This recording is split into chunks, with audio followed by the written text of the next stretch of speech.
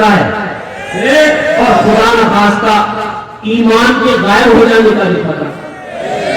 علماء کرام بیٹھے ہیں، اللہ نے قرآن میں بیان فرمایا وَمِنَ النَّاسِ مَن يَشْتَرِي لَهْوَ الْحَدِيثِ لِيُضِلَّ بِهِ عَن سَبِيلِ اللَّهِ۔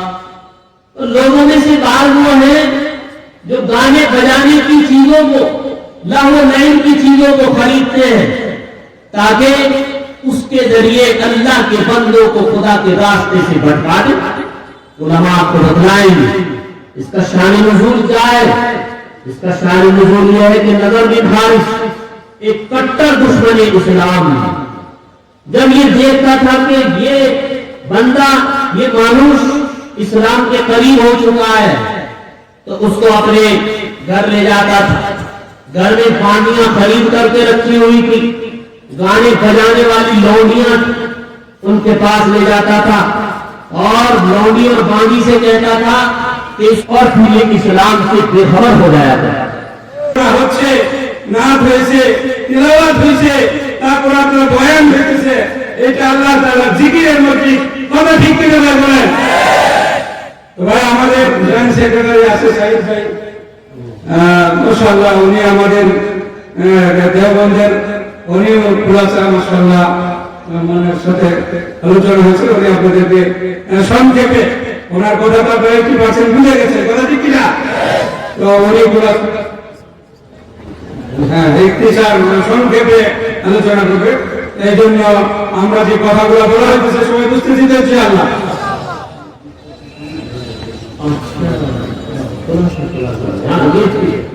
खुलासा करना है।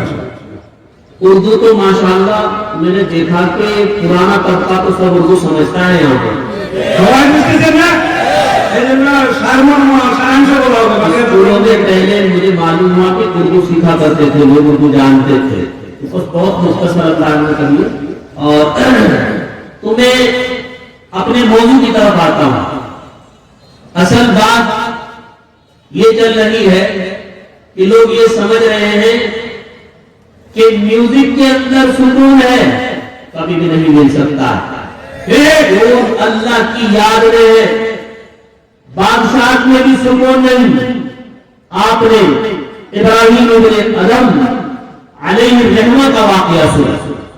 अल्लाह ने इन्हें बादशाहत अता फरमाई थी, अल्लाह ताला शान ने इनको हुकूमत अता फरमाई थी, लेकिन इनकी मुलाकात अल्लाह वालों से हुई, औलिया अल्लाह से हुई, सालिहीन से हुई, उनकी सोहबत में बैठे।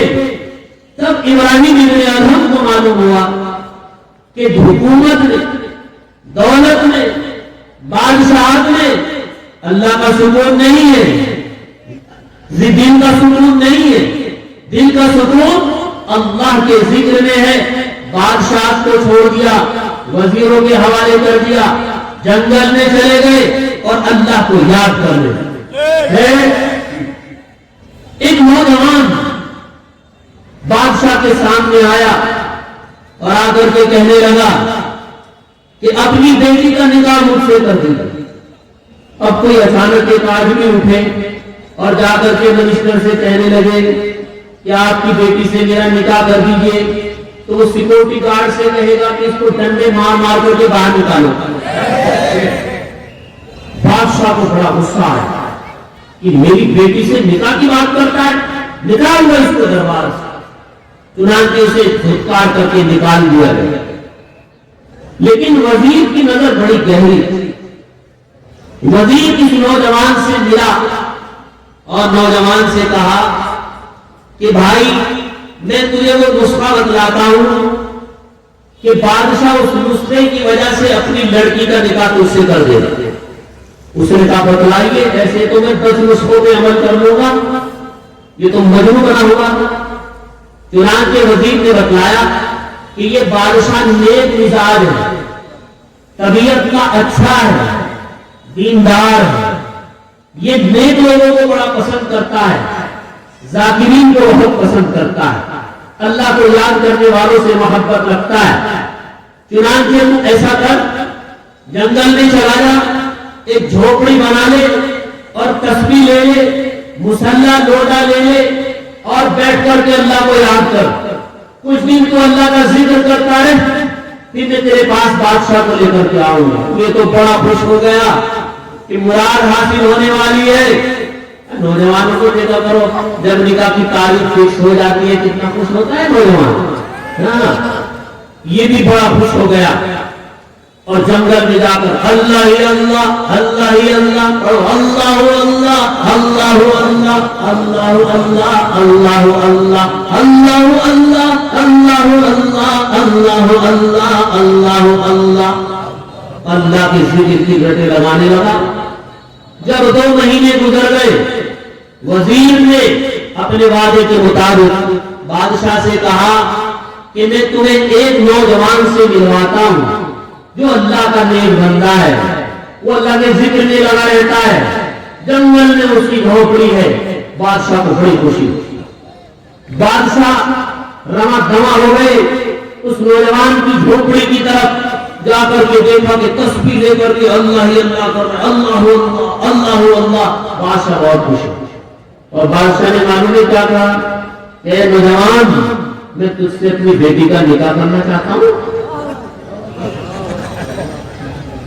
लेकिन नौजवान का भी तो जवाब सुनिए। अभी तो हमारे मुंह में पानी आ गया कि बादशाह की बेटी से मेरा भी निकाह हो जाए, मिनिस्टर की बेटी से मेरा भी निकाह हो जाए, एमपी साहब की बेटी से मेरा निकाह हो जाए, दामाद बन जाऊं। ये ख्वाब होते हैं लोगों को, ये ख्वाब नहीं होते कि नेक और दीनदार लड़की से मेरा निकाह हो जाए, अल्लाह वाली लड़की से मेरा निकाह हो जाए। ये ख्वाब आज नहीं है, पैसे वाली की बेटी से निकाह हो जाए, ये ख्वाब है। चुनांचे नौजवान ने जवाब दिया कि मुझे कुछ दिन की मोहलत दे दीजिए। बादशाह ने कहा ठीक है, तुम्हें मोहलत। और फिर इस नौजवान ने अपनी झोपड़ी को यहां से खत्म किया, अपना मुसल्ला उठाया, लोटा उठाया और यहां से भाग गया। बादशाह भी इंतजार में है कि ये अजीब इंसान कि मैं अपनी बेटी के निकाह की इससे पेशकश करता हूं और ये नौजवान जो है उसको कबूल नहीं किया, मोहलत मांग लिया। कहां है वो नौजवान, किसी को मालूम नहीं। कुछ अरसे के बाद ये नौजवान वजीर को बाजार में मिल जाता है। वजीर इसको पकड़ता है कि तू अहमद इंसान, बादशाह तुझसे अपनी लड़की का निकाह करना चाहते, तू भाग गया। मालूम है नौजवान ने क्या कहा, ये सुनने के काबिल है, ये किस्से का खुलासा है। नौजवान ने कहा, अरे भाई वजीर साहब, जब मैंने बादशाह की लड़की को हासिल करने के लिए अल्लाह को याद किया तो मुझे इतना मजा आया, तो फिर मैं समझ गया कि जब मैं अल्लाह को राजी करने के लिए अल्लाह को याद करूंगा तो मुझे कितना मजा आएगा। असल अला बिज़िक्रिल्लाहि तत्मइन्नुल कुलूब, आला हो जाओ, इत्मीनान मिलेगा तो अल्लाह के जिक्र से मिलेगा। तुम्हें ये अर्ज कर रहा था कि मेरे भाइयों, ये शरारत छोड़ दो कि म्यूजिक से दिलों को और दिमाग को सुकून मिलता है। ये शैतान हमारे कानों के अंदर पहुंचाता है, ये शैतान का वसवसा है, ये शैतान का बहकावा है। हदीस के अंदर आता है कि गाना सुनना, गाना बोलते, हाँ, गाना सुनना निफाक पैदा करता है। निफाक,